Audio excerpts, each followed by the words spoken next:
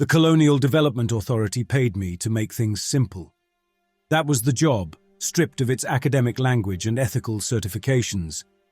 I flew to new worlds, observed whatever lived there, and produced documentation that allowed the machinery of settlement to proceed. 23 years of this work across 11 planetary systems had taught me what my reports actually were.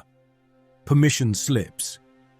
The authority needed someone with credentials to sign off on expansion, and I needed the contracts. We understood each other. Olan was my 12th assignment. A lush world in the Kessler Reach, temperate across most of its landmass, rich in the organic compounds that made terraforming unnecessary and colonization profitable. Survey probes had identified a native species, bipedal, tool-using, apparently social. The authority wanted classification before second-wave colonists arrived. If the Olans met the threshold for protected sapients under interstellar settlement law, the colony would face restrictions, oversight, potential legal challenge. If they did not, expansion could proceed on schedule. My job was to determine which. The shuttle set down at Forward Base Kessler on a morning that felt like late spring, though Olan's seasonal cycles did not map cleanly onto terrestrial equivalents. The base was 11 months old, a cluster of prefabricated modules arranged in concentric rings around a central operations hub. 230 colonists, first-wave pioneers selected for technical skills and psychological resilience. They had cleared a rough perimeter in the surrounding forest, established agricultural plots, begun the slow work of making a world habitable for human purposes. Administrator Fawkes met me at the landing pad, a tall man with the posture of career bureaucrats, shoulders slightly rounded from decades of sitting. He shook my hand and walked me toward the operations hub while explaining exactly how far behind schedule my arrival had put them. Supply ships are already en route with second wave. 800 additional colonists, heavy equipment, the infrastructure for permanent settlement. He gestured at the modules around us, the cleared land, the distant tree line. We've done everything by protocol. Environmental surveys, resource mapping, initial contact documentation. What we need from you is the certification. That depends on what I find. You'll find what the probes found. Low cognitive bipeds, pre-industrial. No evidence of language or symbolic behavior. The surveyors have been working alongside them for months with zero incidents. Alongside them? They don't react to us, at all. Walk right past them. Set up equipment in their villages. They keep doing whatever they were doing. It's like we're not there. He stopped at the hub entrance and turned to face me. Dr. Orwell, I'm not asking you to falsify anything. I'm asking you to do your assessment and file it before the supply ships arrive. 11 days. That should be more than enough time to confirm what we already know. I had heard variations of this speech on 9 previous worlds. The authority always knew what I would find before I found it. They were usually right. That was why they kept hiring me. I'll need access to your survey teams, satellite imagery, and any documentation on native behavior you've compiled. And I'll need to conduct my own field observations. Of course, Bond will take you out tomorrow. He runs security for the survey patrols. Fawkes opened the hub door. Get settled, review the files. I think you'll find this is a straightforward assignment. My quarters were a 6x4 module with a cot, a desk, and a terminal linked to the colony's data network. I spent the afternoon reviewing documentation, probe imagery, surveyor reports, biological samples, behavioral logs. The Olans matched their preliminary classification. Bipedal, averaging 1.7 meters in height, with mottled grey-green skin that provided natural camouflage in the forest environment. Facial features were minimal. Shallow depressions where eyes might be expected. A narrow slit that functioned as a mouth. No visible nasal structure. 4-fingered hands, opposable grip, evident tool use. The surveyors had catalogued their artifacts, woven containers, cutting implements made from sharpened stone and bone, simple structures of bent wood and dried plant fiber. No evidence of fire, metallurgy, or large-scale agriculture. Social groupings appeared to be based on proximity rather than kinship, with individuals moving between villages without apparent restriction. Communication, if it existed, was not observable by human methods. No vocalizations, no visible gestures, no written or carved symbols. All of this pointed towards sub-sapient classification. Tool use alone did not meet the threshold. Dozens of species across the settled worlds used tools without qualifying for protection. The key factors were language, symbolic behavior, and evidence of abstract reasoning. The Olans showed none of these. And yet, I returned to the behavioral logs and read them again, more slowly this time. The surveyors had been working in Olan territory for months. They had walked through villages, set up monitoring equipment, conducted close observation of daily activities. The Olans had not reacted, not once. No aggression, no flight, no curiosity. On the surface, this suggested low cognitive function, an inability to recognize the colonists as novel or potentially threatening. But I had studied 93 species across my career, and I had never encountered anything that failed to react to human presence. Even the simplest organisms displayed startle responses, territorial behavior, baseline survival instincts. The Olans displayed nothing. I noted this in my personal log. Uniform non-reaction across all observed individuals potentially indicates cognitive limitation, but consistency is unusual, warrants further observation. It was not enough to delay certification. It was not enough to do anything. But it stayed with me as I powered down the terminal and tried to sleep. Bond was waiting at the base perimeter at 600 hours. A stocky man in his 40s with the bearing of someone who had spent most of his life in security work. Former military, probably, though he did not offer, and I did not ask. 2 other security personnel accompanied us, young men with rifles and the particular alertness of people who had trained extensively for situations that never materialized. Village is about 3 kilometers northeast. Bond led us through the cleared zone and into the forest proper. We call it Site 7, 40 to 50 individuals, fairly stable population. Surveyors have been working it for 2 months with no problems. No problems meaning no reactions. Meaning nothing, you'll see. He pushed through a stand of broad-leafed plants that came up to his chest. They don't look at us, don't change what they're doing, don't seem to notice we exist. Honestly, it's a little boring. I thought this job would be more exciting. What were you expecting? I don't know, spears, traps, something that acknowledged we were there. He glanced back at me. You've done this before, right? Other species, other worlds? 23 years. Ever seen anything like this? No.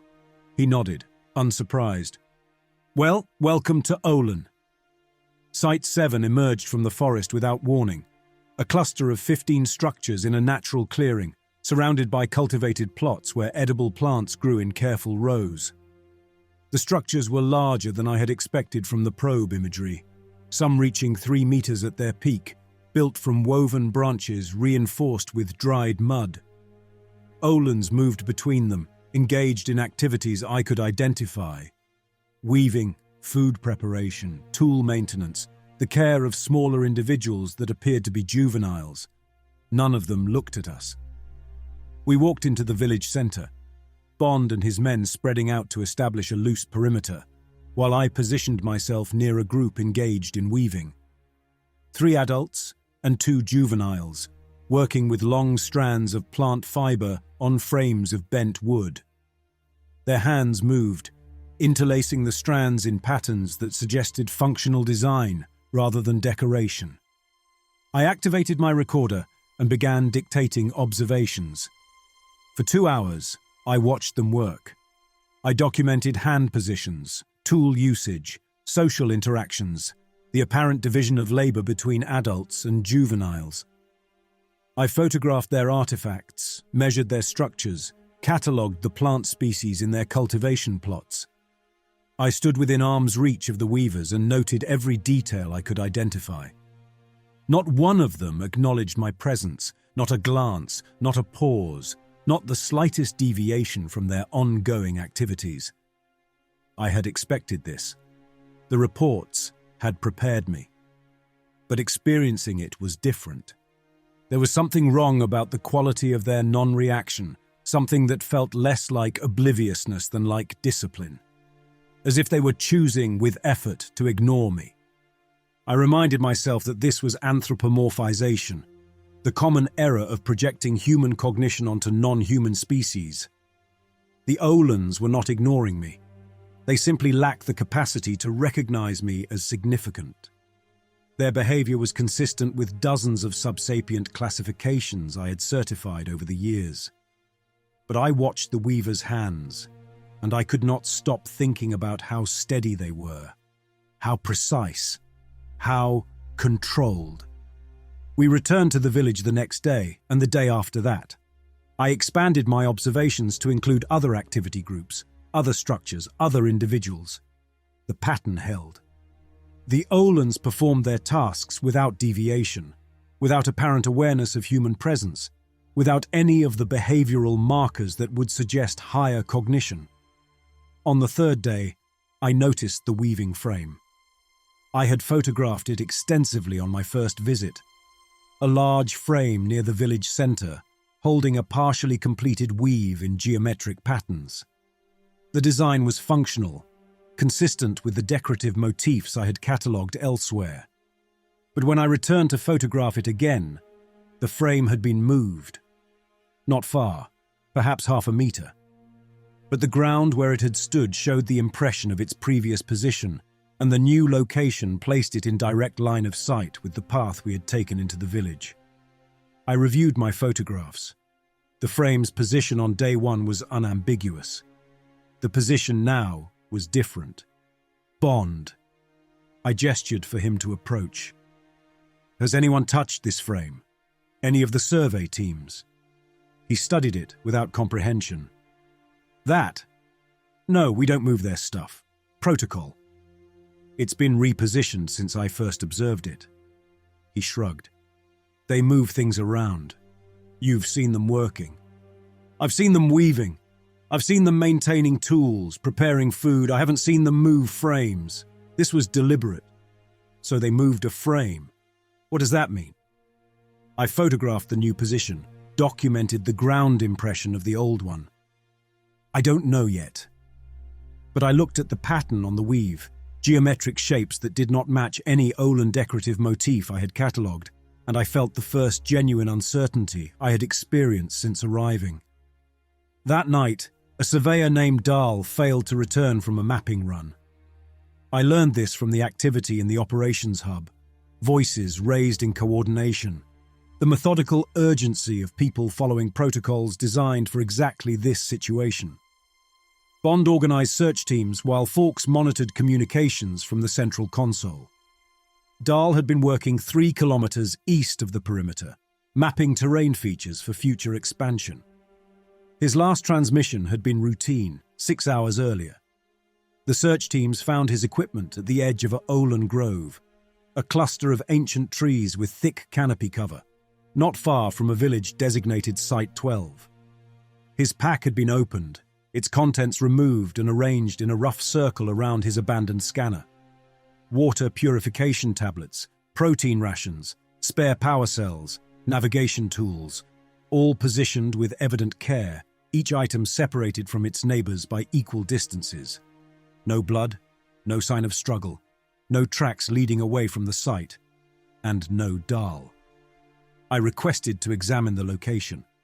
Bond refused. Security matter, not within my scope. But he showed me the photographs his team had taken, and I studied the arrangement of Dahl's equipment with the same attention I had given the Olan weaving frames. They touched his things. I pointed at the pattern. This is deliberate arrangement, not scattering, not scavenging. Someone positioned these items. Someone? Something. The Olans. Bond looked at me with the expression of a man hearing something he did not want to hear. The surveyors have been working around them for months. They don't react to us. They don't react to anything. Then something has changed. I noted in my private log that night. They touched his things. They arranged them. This is behavioral evidence inconsistent with prior classification. Possible emergent response to human presence requires immediate reassessment. But I did not file the note with my official observations. I needed to see more. I returned to Site 7 at dawn, alone. Bond had not wanted to spare personnel from the ongoing search, and I had not pushed. I wanted to observe without the distraction of security protocols, without the noise of equipment and boots and voices. The village was silent when I reached it. Not the silence of early morning, of activity not yet begun. The silence of absence. I walked through the clearing where I had spent 3 days watching weavers, cataloguing artifacts, photographing structures. The structures were still there. The weaving frames, the food preparation surfaces, the sleeping mats, all present, all positioned as I had last observed them. But the Olans were gone, not fled in haste, not displaced by violence, simply gone. I moved through the village with deliberate care, documenting everything. Food left on preparation surfaces, partially processed, ready for the next step. Tools resting where hands had released them, arranged for immediate resumption of work. A child-sized sleeping mat, still indented with the shape of a body that had risen and walked away. Every sign suggested interrupted activity. Every sign suggested that the Olans had been here, doing what they always did, and then had stopped and left. All of them. Together. Without completing what they had started. I counted the structures. 15 as before. I estimated the population from sleeping arrangements, artifact distribution, activity group sizes. 40 to 50 individuals as the reports had stated. All of them gone.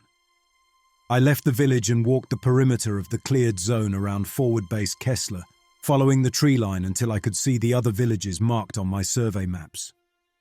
I approached 3 of them over the next 4 hours, moving carefully through forest that seemed to absorb sound, that seemed to watch without watching. All of them were empty. I returned to the base as the sun reached its highest point and found Bond coordinating a widened search pattern for Dahl. He looked up as I approached, saw something in my expression. Every village within line of sight of this base. I heard my own voice. The voice I used when professional detachment was the only thing keeping me functional. They're all empty, abandoned overnight. Every one. He stared at me. Behind him, Fawkes emerged from the operations hub, already speaking into a communication device. The Olans are gone. I said it again, as if a repetition would make it clearer. All of them. Every village I could reach, emptied between yesterday afternoon and this morning. I did not say what I was thinking, that 40 to 50 individuals per village, times 6 villages minimum, meant hundreds of Olans had coordinated a simultaneous withdrawal from human-adjacent territory without any observable communication, without any preparation visible to our surveys, without any of the behavioral indicators that should have preceded such a movement. This was impossible for a sub-sapient species. I just stood there, in the cleared zone of Forward Base Kessler, and watched the tree line where the Olans were not, and waited for someone to tell me what to do next. The search for Dahl continued for 3 days. Bond's team swept the forest in expanding arcs, following protocols designed for lost personnel in hostile terrain. They found nothing. No body, no tracks, no evidence of where he had gone or what had taken him. The arrangement of his equipment remained the only anomaly, photographed and filed and ultimately set aside as unexplainable. I spent those 3 days requesting authorization to expand my observations. The empty villages represented a significant behavioral shift, evidence that contradicted my preliminary assessment. I needed to document the evacuation pattern, search for signs of where the population had relocated, determine whether this was flight or something more organized. Fawkes denied each request. Security situation, he explained. No solo expeditions until Dahl was recovered. On the fourth day, a surveyor spotted something at the edge of the cleared zone. Bond brought me out at 0700. His patrol spread in a defensive arc as we approached the tree line. The morning light came through the canopy in scattered columns, illuminating the structure that had appeared overnight in a gap between two massive trees. It stood roughly 2 meters tall, a pillar of woven plant fiber and packed mud, the same materials the Olans used for their village structures. But this was not architecture. The proportions were wrong, too narrow, too vertical, built for visibility rather than function. And it was studded with objects that did not belong. I recognized fragments of survey drone hull, the distinctive alloy catching light where it had been pressed into the mud. Strips of synthetic fabric, probably from equipment covers, a cracked lens from a recording device, all arranged in patterns that suggested intention rather than random insertion. Each fragment positioned at specific intervals around the pillar's circumference. And something else. Pale shapes near the top, small and curved, set into the structure like decorative stones. Bones. Bond had moved closer while I was cataloguing. His voice carried the flatness of someone stating a fact he did not want to be true. Human bones. Finger bones, specifically. I approached the pillar and studied the pale shapes. He was right. Phalanges, cleaned of tissue, arranged in a row just below the pillar's apex. The marks on them suggested deliberate removal. Cut, not torn, separated at the joints with something sharp. Dahl? Who else? Bond turned to his team. Photograph everything. I want exact coordinates, full documentation. Nobody touches it until the administrator sees this. I photographed the structure myself from every angle, at multiple distances. I noted its position relative to the base perimeter, the evacuated villages, the site where Dahl's equipment had been found. I counted the bone fragments. 8. A complete set from one hand. The Olans had taken Dahl. They had processed him, at least partially, and they had built something from what they had gathered.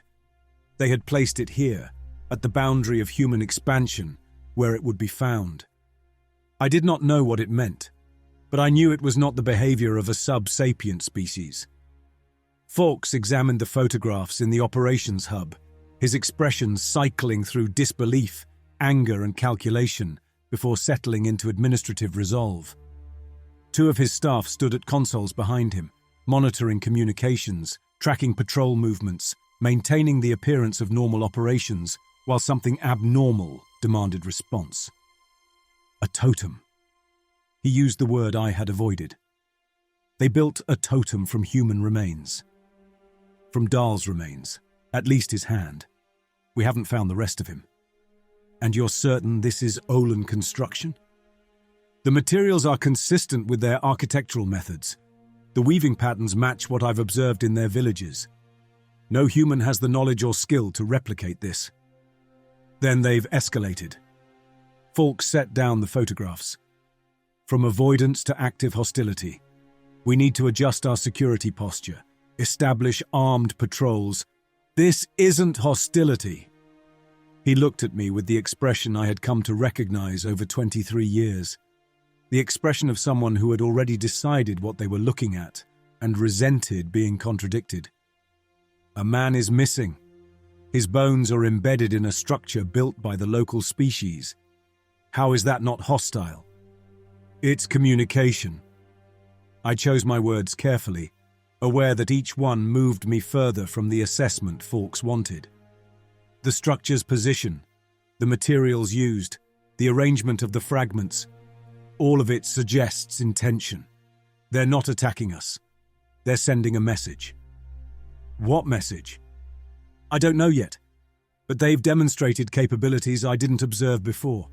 Coordinated action, deliberate construction, use of human materials in symbolic arrangements. These are sapient behaviors, Administrator. My preliminary classification may require revision. The silence in the hub was absolute. Fawkes stared at me with something that might have been hatred if it weren't so thoroughly wrapped in bureaucratic calculation.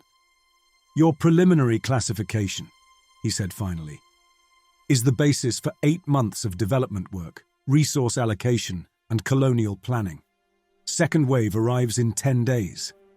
800 colonists expecting a home, expecting infrastructure, expecting the legal framework to be settled.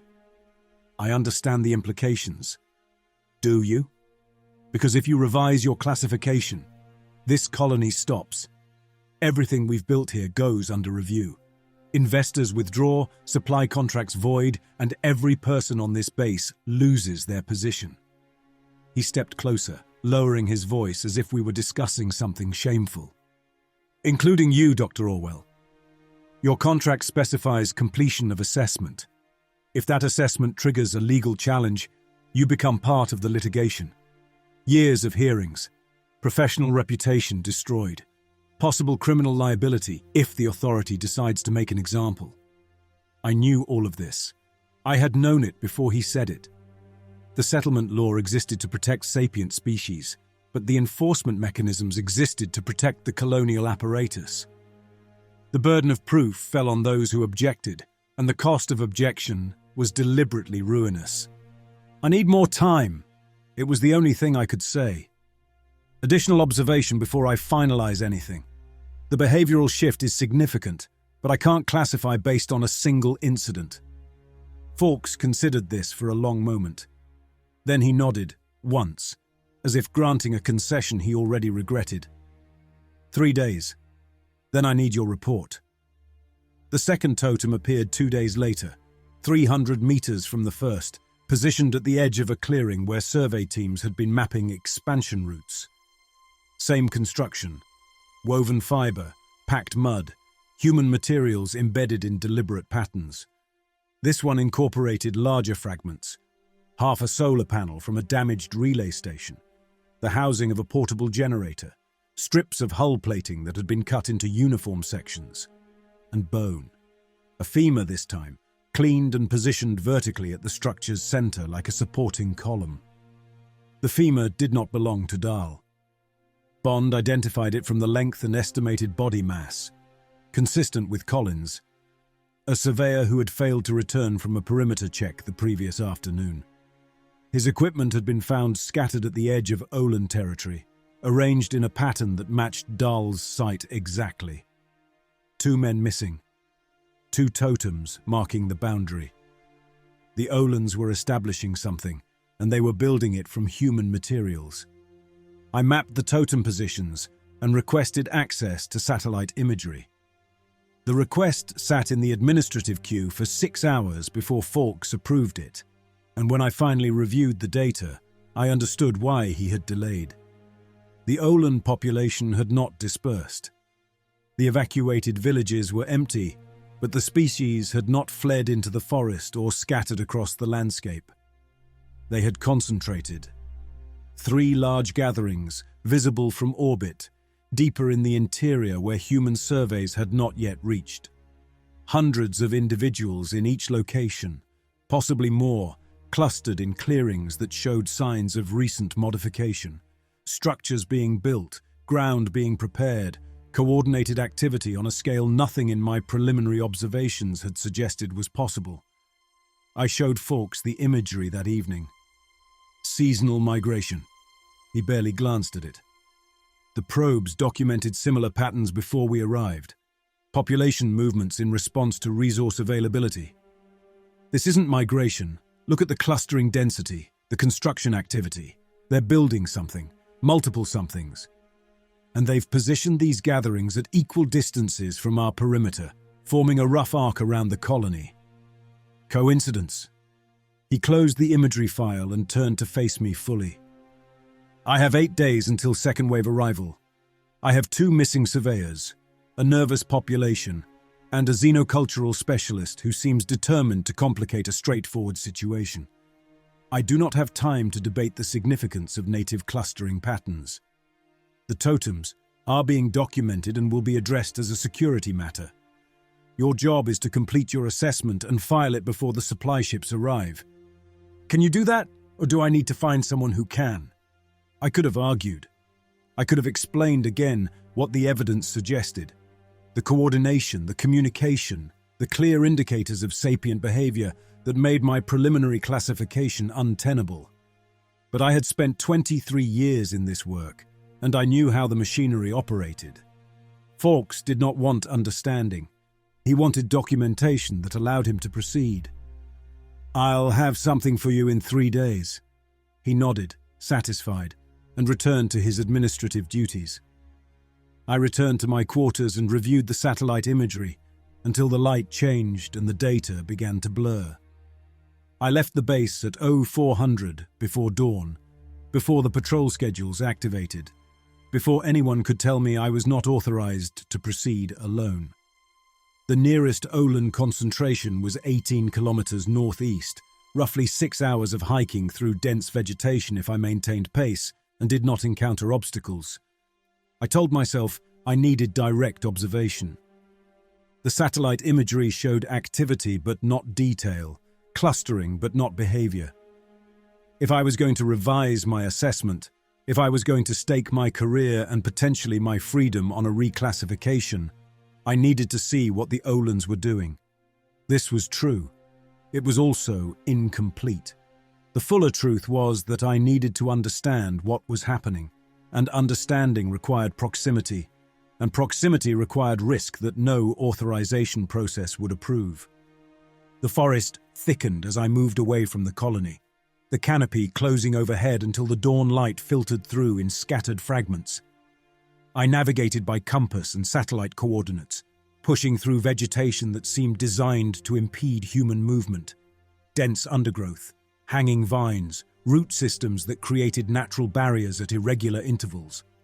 The Olans, I realized, had chosen their concentration sites with geographic awareness. The terrain itself discouraged approach. 6 hours became 7. The undergrowth thinned as the ground began to rise, and I found myself climbing a gradual slope toward a plateau that matched the satellite imagery.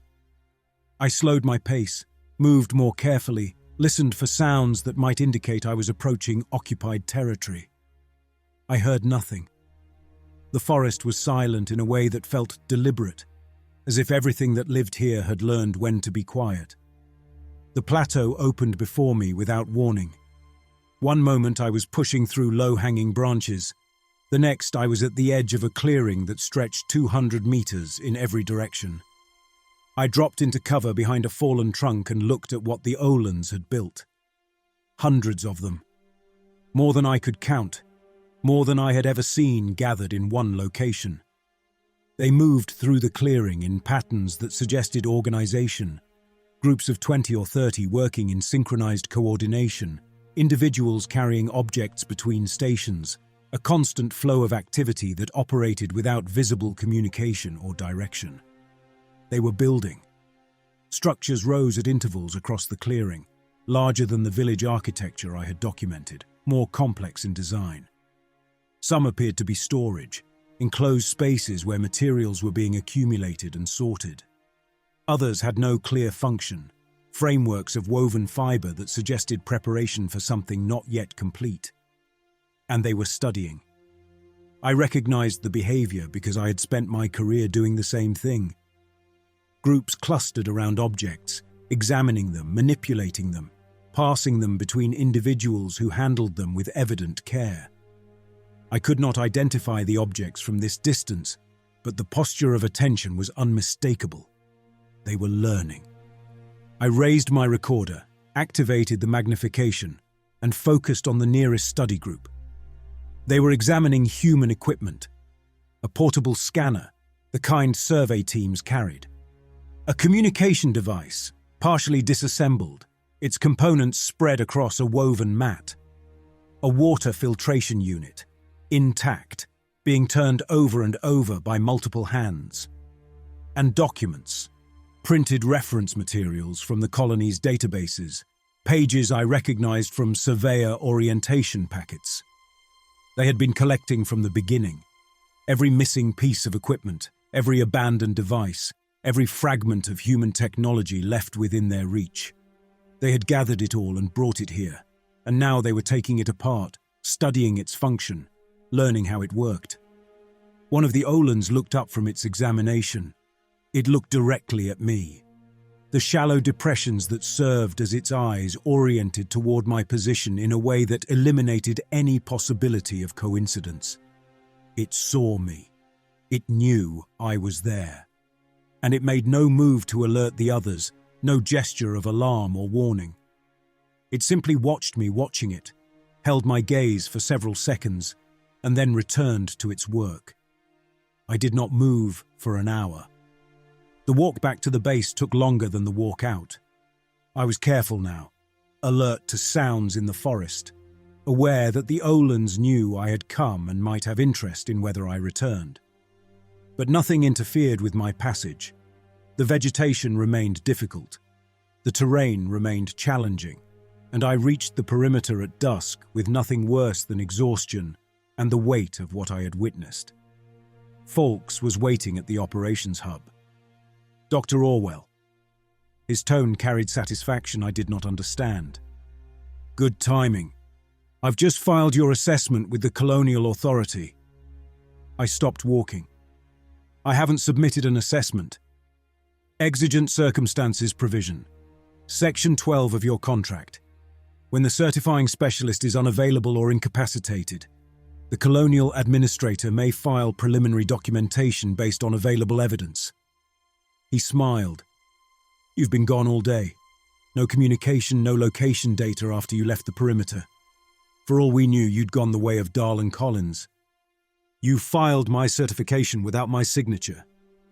I filed documentation consistent with your preliminary observations, which you provided in your first 3 days of work. Sub-sapient classification, pre-industrial development, no evidence of protected status. The authority has accepted it. Second-wave colonists will arrive in 9 days, and expansion into Olan territory will proceed on schedule. I thought about what I had seen. The hundreds of Olans working in coordination. The human equipment being studied, disassembled, learned. The one who had looked at me and known exactly what I was. The classification is wrong. The classification is filed. Fawkes stepped closer, and I saw something in his expression that might have been pity. Your job was to make this easy. You made it complicated. We solved the complication. I want to be relieved of my contract. Request denied. You're needed here to document ongoing relations with the native population. Your expertise will be valuable as expansion proceeds. He turned back toward the hub. Get some rest, Dr. Orwell. You look exhausted. I stood at the perimeter as darkness settled over the colony, watching the tree line where I knew the Olans were not, and where I knew now they were waiting. The totems marked their boundary. The gatherings prepared their response. And my name was on a document that would bring 800 more humans into their territory. I had spent 23 years making colonization possible. I had never, until now, been forced to see what that meant. I waited 2 days before returning to the plateau. The colony operated around me as if nothing had changed. Survey teams continued their mapping runs, though now they traveled in groups of 4 with armed escorts. Construction crews prepared foundations for second-wave housing. Administrative staff processed supply manifests and personnel assignments. Fawkes held briefings each morning, projecting timelines and resource allocations onto the hub's display wall, while I sat in the back and said nothing useful. My certification was filed. The legal framework was established. 800 colonists were already in transit, their trajectory locked, their arrival inevitable. Nothing I said would change that now. Not without evidence so overwhelming that the authority would be forced to suspend operations and launch a formal review. I had evidence.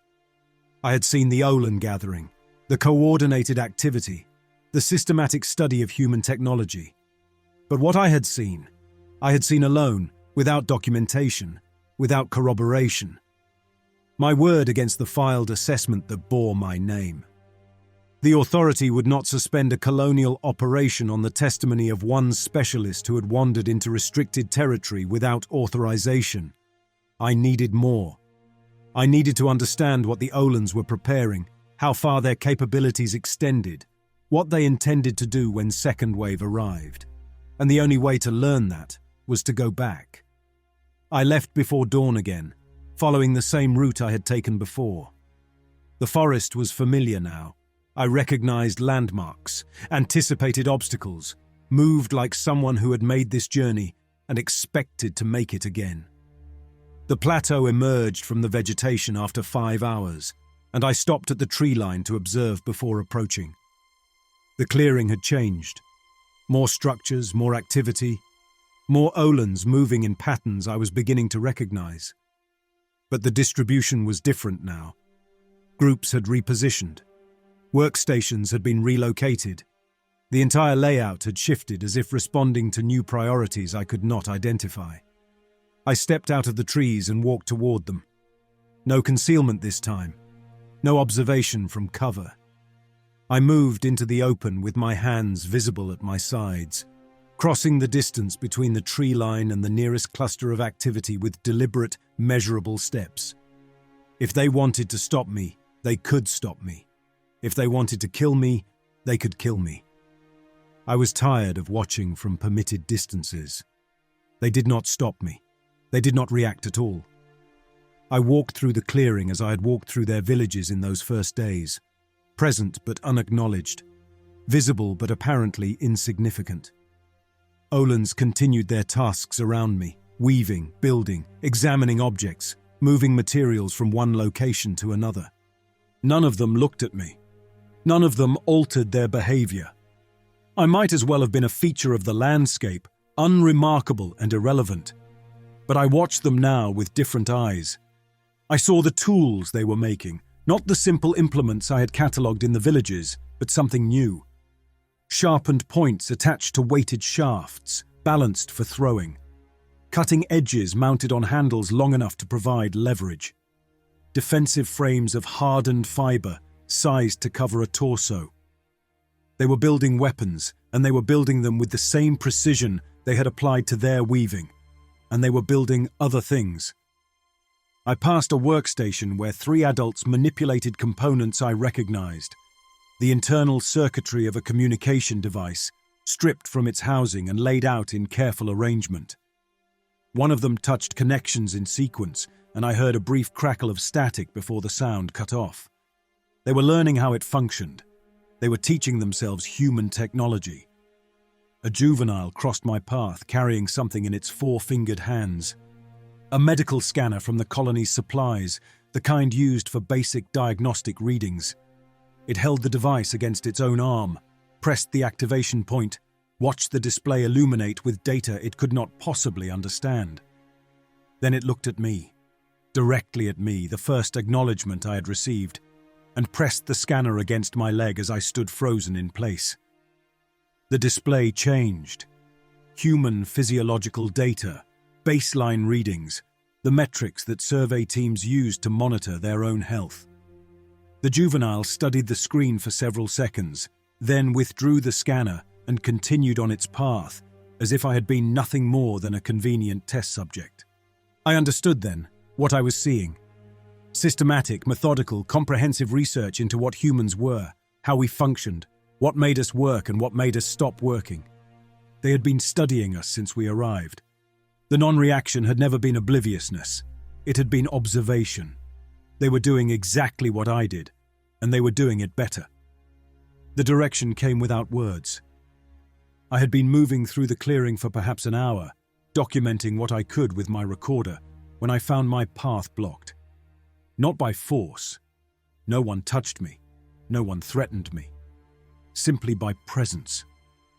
Olans positioned themselves in my way whenever I tried to move in certain directions, standing still and watching until I chose a different route. After 3 such redirections, I understood. They wanted me to go somewhere specific.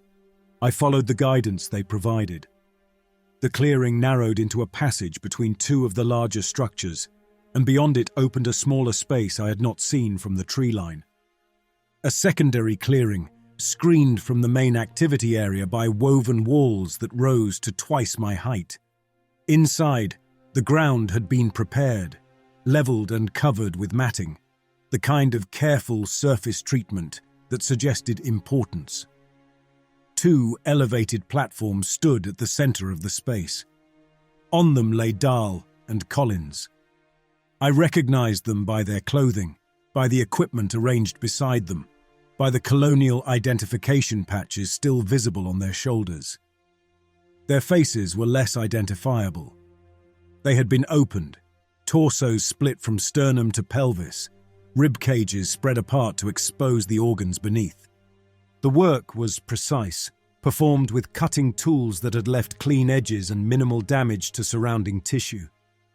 They had been examined, dissected, studied with the same systematic attention the Olans applied to captured technology. The air was cold and dry. The tissues showed little decay. Their organs remained in place, but I could see where instruments had probed and separated, where tissue samples had been removed, where the internal architecture of human physiology had been mapped and documented through direct investigation. Sutures of plant fiber held the rib cages in their spread position, maintaining access, preserving the specimens for continued observation. Their equipment lay beside them in taxonomic order. Scanners with scanners, communication devices with communication devices, personal effects sorted by apparent function. The Olans had processed the bodies and the belongings together, categorizing everything these men had carried, learning what each item did and how it related to the creature that had used it. I stood at the edge of the platforms and looked at what remained of 2 men I had never met, and I thought, this is what I do. This is what I have always done. I examine other species, document their behaviors, categorize their artifacts and activities. I reduce them to data points in reports that determine their futures.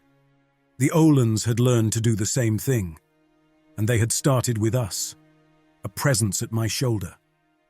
I turned and found one of them standing within arm's reach, watching me with that eyeless attention I had come to recognize. It held a position of stillness that mirrored my own professional posture, the careful, controlled observation of a subject whose reactions carried information worth gathering. It was watching me react to the bodies. It was noting how I stood, where I looked, what my face did when confronted with dissected members of my own species. It was taking notes. I was the specimen now, and I was being processed. They did not restrain me. They did not confine me to any specific location. But every time I tried to leave the encampment, I found my path redirected. Olans appearing at exits, blocking routes with their patient, watchful presence, guiding me back toward the interior whenever I approached the tree line. I spent 3 days among them. I slept in a cleared space they provided, a patch of matting beneath a woven shelter that offered protection from the elements. They brought me food, plant matter, unfamiliar but edible, placed near my sleeping area each morning and evening. They did not interact with me in any way I could interpret as social. They simply ensured I had what I needed to survive and remain available for observation, because I was being observed. Constantly, by rotating groups of Olans who watched everything I did. They watched me eat. 4 of them, positioned at cardinal points around my shelter, noting how I handled food, how I chewed, how I swallowed. They watched me sleep, or try to, 1 or 2 always present through the night, studying my breathing patterns, my movements, the small sounds I made when dreams I could not remember brought me close to waking. They watched me eliminate waste. I found a private area on the 2nd day, a gap between structures where I thought I was unobserved, and when I finished, I discovered 3 of them standing at the entrance, patient and attentive, waiting for me to complete my biological function, so they could examine what I had left behind. They brought me objects and watched my responses. Human equipment first. My own recorder, which they had taken while I slept, now returned for me to demonstrate. A knife from one of the surveyor's kits, placed in my hand while watchers noted my grip, my handling, the way I tested its edge. Then unfamiliar items, Olan tools, woven containers, objects whose purpose I could not determine. They watched me examine these things and recorded my confusion with the same attention they gave my competence. They touched me. Brief contacts, hands on my arms, my shoulders, the back of my neck. Each touch prompted a flinch I could not control, and each flinch was noted, catalogued, added to whatever model they were building of human response patterns. One of them spent an entire night with its hand resting on my chest, feeling my heartbeat, learning its rhythm through direct contact. I spoke to them in the beginning, introduced myself, explained my role, asked questions I knew they could not answer. They watched me speak with the same attention they gave everything else, but they offered nothing in return. No response, no acknowledgement, no indication that my words carried meaning to them. On the third morning, I woke to find my recorder beside my sleeping mat. Fully charged, its files intact, positioned precisely where I would see it when I opened my eyes. I picked it up and looked around the encampment. The Olans had resumed their activities, building, studying, preparing, but a gap had opened in their positioning. A clear path leading from my shelter to the tree line, unobstructed, unguarded. I walked toward it. No one blocked my way. No one redirected me. I passed through the clearing where I had watched them work, past the screened area where Dahl and Collins lay on their platforms, past the workstations where human technology was being disassembled and understood. At the tree line, I turned back. One Olan stood watching me, the same one, I thought, that had observed my reaction to the bodies. It held its position of stillness, that professional attention I had learned to recognize. I raised my recorder and pointed it at the encampment. Then I turned and walked into the forest. They had let me go. They had let me go with documentation, with evidence, with everything I needed to file a revised assessment that would challenge the colony's legal basis. And they had shown me exactly what they were capable of before releasing me to deliver that information to my own people. I did not understand why until I reached the base. The totem stood directly in front of the main gate.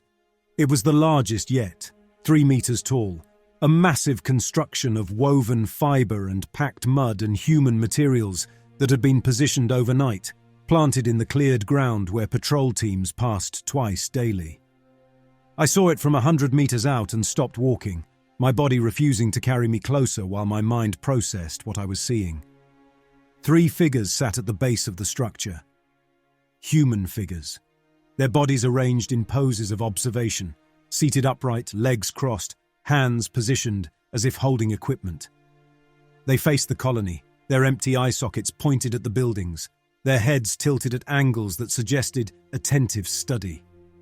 I recognized the uniforms, Bond, and 2 of his patrol, the team that had been sent to look for me when I failed to return. They had been processed.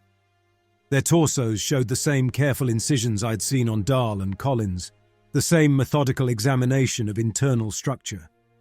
But they had been reassembled differently, sutured closed, positioned with evident intention, arranged as a tableau that communicated something specific. They were sitting as I had sat in the villages in those first days of observation. They were holding the posture of professional attention I had adopted while documenting Olan behavior. They were mimicking anthropological study, turned back toward its source. The totem itself incorporated fragments from their equipment, scanner components, communication devices, the standard tools of colonial survey work, and something else. Something I did not immediately recognize. Printed materials, pages from my own reports, embedded in the structure where they would be visible to anyone who approached. My preliminary observations, my behavioral documentation, my notes on Olan's social groupings, artifact usage, daily activities. They had found my files, probably in the colony's network, probably accessed through equipment they had captured and learned to operate, and they had incorporated my own words into their response. I walked closer, against every instinct that told me to run, and read the fragments I could see. Sub-sapient classification, pre-industrial development, no evidence of protected status. They had built an anthropologist's report. They had constructed it from human bodies and human technology and human documentation, and they had placed it at the entrance to our settlement for us to find. They were showing us what we looked like to them. I stood in front of the totem as the sun dropped below the tree line and the shadows lengthened across the cleared ground.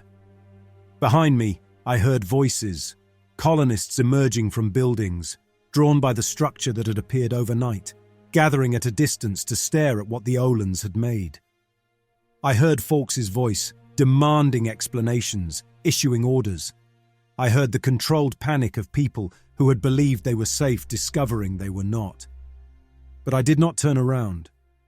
I stood there looking at the bodies of men who had died, searching for me, arranged in the posture of scientific observation. And I understood finally what the Olans were trying to communicate. We see you. We see what you are doing. We have learned your methods. And we are ready. Fawkes debriefed me in the operations hub while the bodies were being removed from the totem. He wanted everything. Numbers, positions, weapon types, behavioral patterns, any detail that could help him understand what the colony faced. I gave him most of it.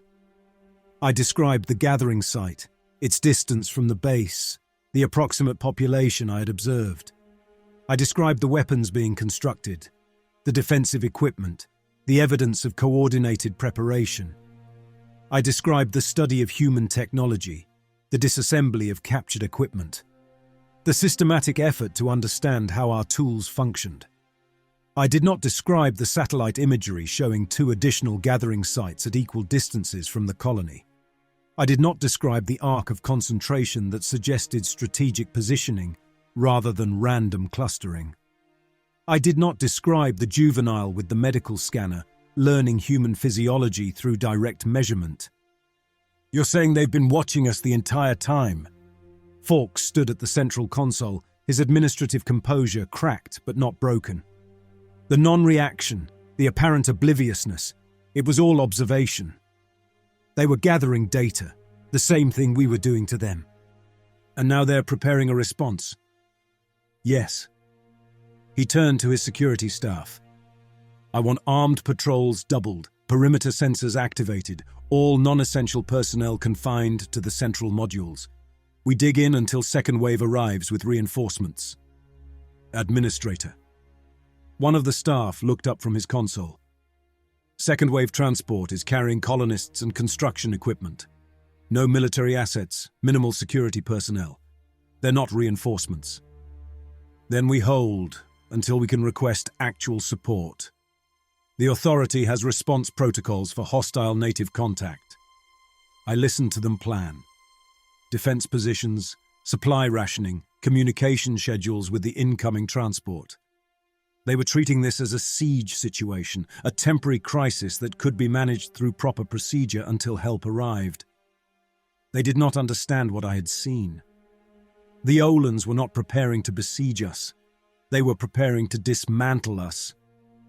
The defensive posture won't work. I heard myself speak and watched Fawkes turn toward me with the expression of a man who had heard enough from the specialist who had failed to make things simple. They've studied our equipment, our physiology, our behavioral patterns. They know how we respond to threat. A static defense gives them time to probe, adapt, find weaknesses. Then what do you suggest? I could have told him. I could have described the full scope of what I had observed. The multiple gathering sites, the coordinated positioning, the evidence that the Olans had been planning this response since before we arrived. I could have given him the intelligence he needed to launch a preemptive strike, to hit the gathering sites before they could complete their preparations, to use the colony's remaining firepower to break the Olan coordination before it could be deployed against us. I thought about the platforms where Dahl and Collins lay opened and examined. I thought about the juvenile learning to read human vital signs. I thought about the Olan who had watched me react to the bodies, taking notes on my species the way I had taken notes on theirs. I don't know. The lie came easily, the way professional evasions always did. I'm an anthropologist, not a tactical specialist. I can tell you what they're doing, not how to stop them. Fawkes stared at me for a long moment. Then he turned back to his staff and continued planning a defense that would not save them. I returned to my quarters and reviewed my recordings. 3 days of footage from the gathering site. The Olans at their work, building and studying and preparing. The bodies on the platforms, opened and examined with precision. The objects being analyzed, the technology being learned, the systematic accumulation of knowledge about what humans were and how humans could be stopped. I watched footage of myself being observed, the Olan with its hand on my chest, counting my heartbeats, the watchers noting my flinch responses, my eating patterns, my sleep behaviors, the juvenile pressing the scanner against my leg and reading the data that appeared. They had processed me the same way I had processed them. Field observation, behavioral documentation, artifact analysis. The only difference was that they had done it honestly, without pretending their observations served any purpose but understanding a potential threat. I had spent 23 years pretending otherwise. 23 years of assessments and certifications, of reports that used academic language to obscure what they actually accomplished. I had told myself I was a scientist, an observer, a neutral party documenting what I found. But every report I filed had served the same purpose, clearing the way for expansion, providing the legal framework that allowed colonization to proceed. The Olans had no such illusions. They saw us as invaders, which we were, and they were preparing to defend their world. The totems, the bodies, the coordinated withdrawal from our territory, all of it was communication, clear and direct. We know what you are. We are ready for what comes next. I understood them better than I had ever understood any species I had studied. And I understood, finally, what my profession had always been. Fawkes summoned me again the following morning. He had spent the night reviewing my reports, my preliminary observations, the documentation I had compiled before everything changed. He had questions. Your notes mention the villages emptying overnight. Coordinated evacuation, you called it. How did they communicate? We never observed any signaling, any language, any method of information transfer. I don't know. Your notes mention the totems appearing at boundary positions. Territorial markers, you called them. How did they know where our expansion was planned?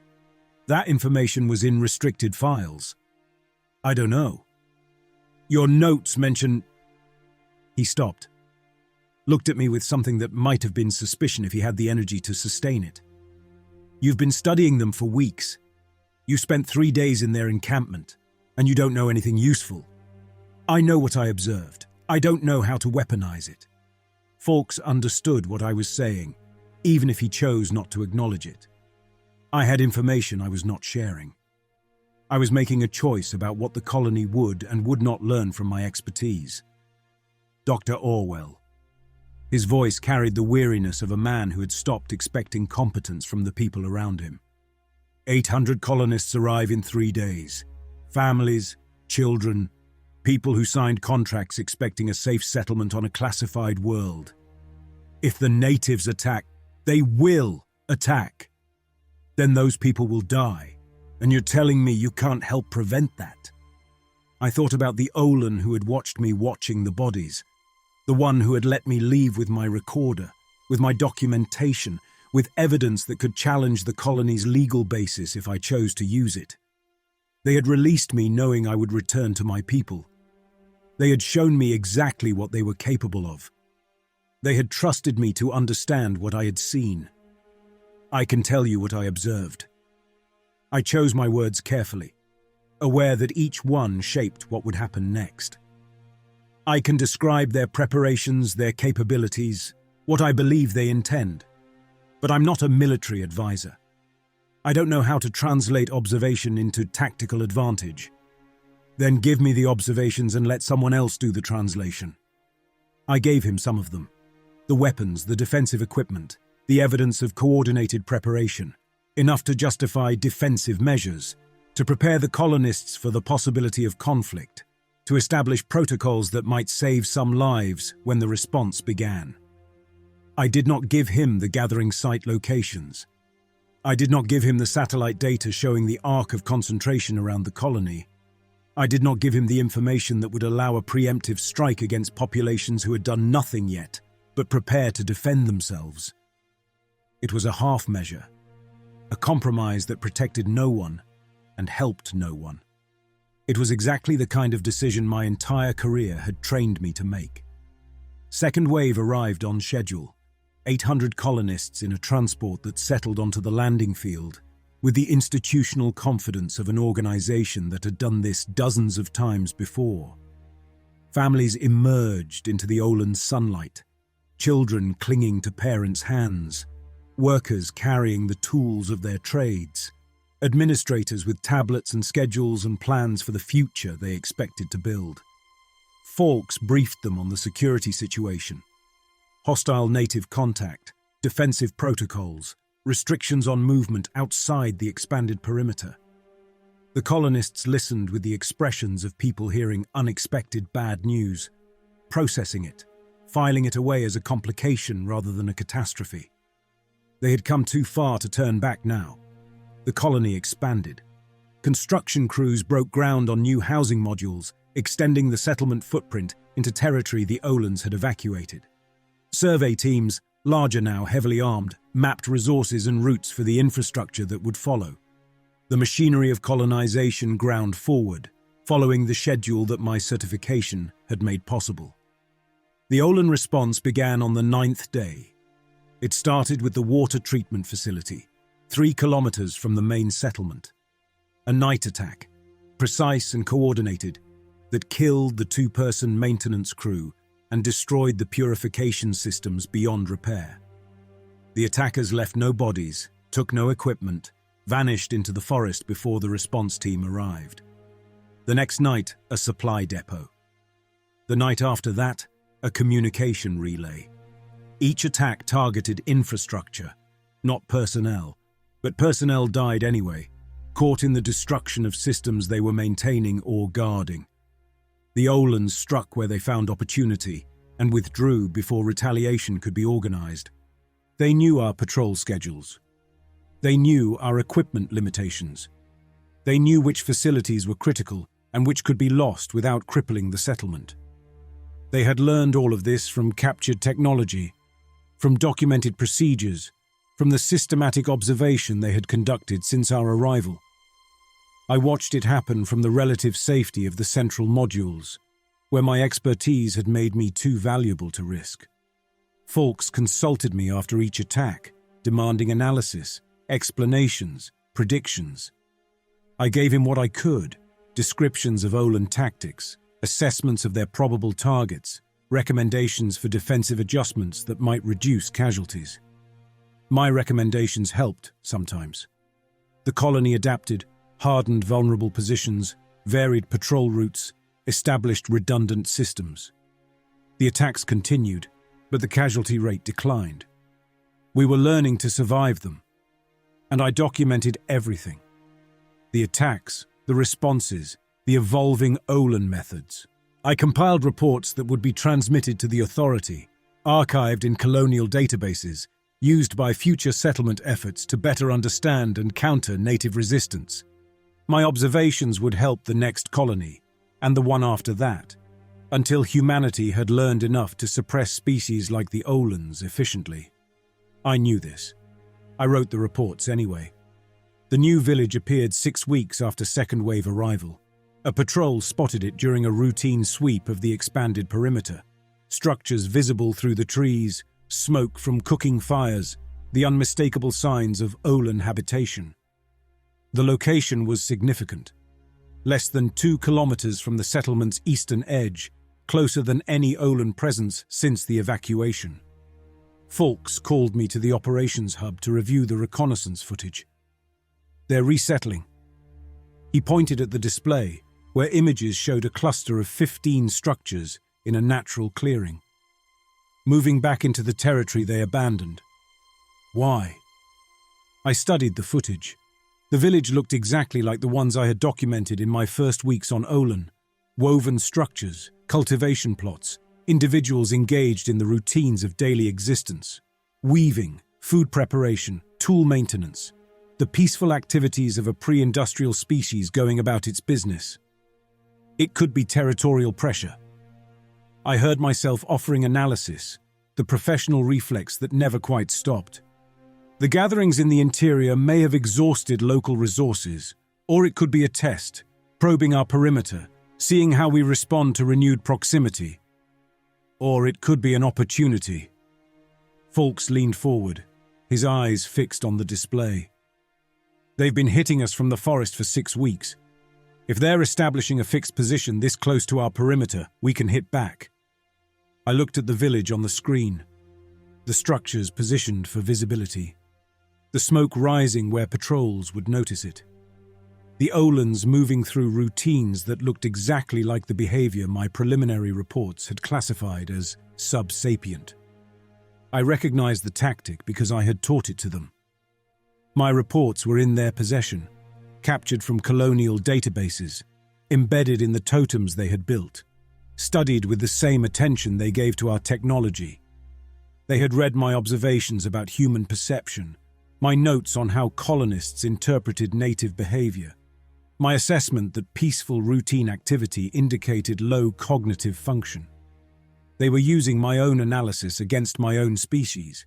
They had built a village that looked exactly like what my report said a harmless Olan settlement should look like. They were showing us what we expected to see. It was bait. The patrol that approached it would find what looked like peaceful villagers engaged in daily activities. They would relax, lower their guard, move into positions that made them vulnerable. And then the Olans would demonstrate what they had learned about human tactical weaknesses. I wouldn't recommend direct engagement. The words came automatically, the measured caution of professional assessment. We don't have enough information about their current capabilities. We have your reports.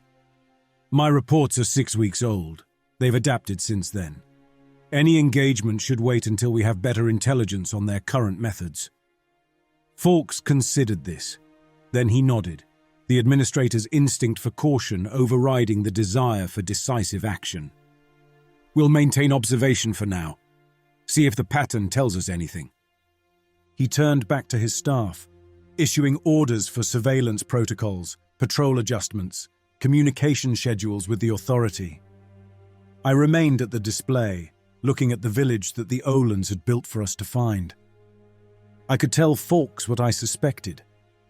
I could explain the trap I believed they had constructed, the way they had learned to manipulate human perception, the danger that waited for any patrol that approached without understanding what they were walking into.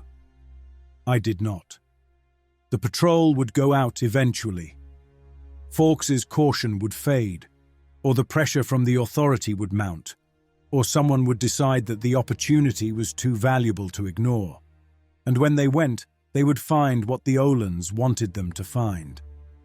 I added my observation to the file, possible adaptive mimicry, behavioral patterns consistent with pre-contact documentation, and submitted it for analysis. The phrasing was neutral, academic, the language of professional distance. It described what I had seen without interpreting what it meant. Someone else would make the decision. Someone else would send the patrol. Someone else would bear the responsibility for what happened next. I had spent 23 years learning not to be the one who made those decisions. I had built my career on observation without intervention, documentation without consequence. The Olans had held up a mirror, had shown me exactly what that neutrality looked like from the other side of the observation window. And I had learned nothing from it, nothing that changed what I did, nothing that altered how I operated, nothing that made me anything other than what I had always been. The display showed the village in the late afternoon light, peaceful and patient, waiting for the response it had been designed to provoke.